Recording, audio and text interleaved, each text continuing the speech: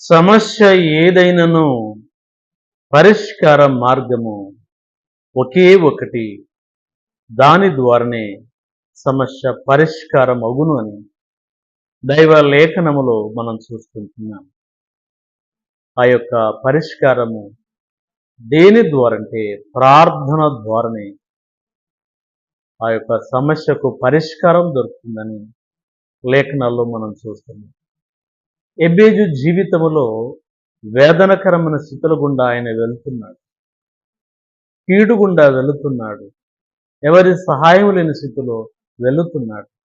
లేమి స్థితిలో వెళుతున్నాడు. అయితే వాటి వైపు చూడకుండా అందులో నుండి తప్పించే సర్వశక్తి గల దేవుడు ఉన్నాడు. ఇశ్రాయేలు దేవుని గురించి అతడు మొర్రపెట్టగా నిశ్చయముగా నన్ను ఆశీర్వదించమని అతడు ప్రార్థన చేయగా దేవుడు అతన్ని ఆశీర్వదించాడు. సరిహద్దులను విశాలపరచమంటే విశాలపరిచాడు. అయా నీ చేతును తోడుగా ఉంచమంటే తోడుగా ఉంచాడు. ఏ కీడు రాకుండా నన్ను తప్పించమంటే అలాగూ ప్రభు తప్పించాడు.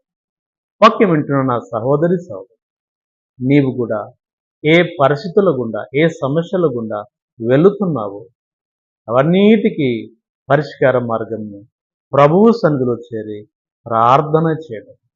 నీ ప్రార్థన ఆలకించి నీకు జవాబును ప్రభు అనుగ్రహిస్తాడు.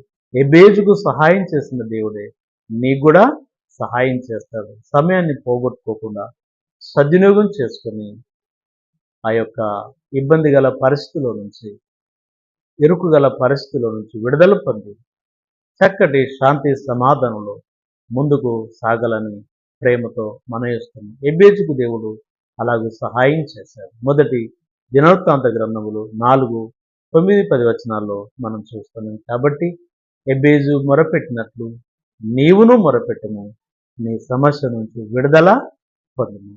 God bless.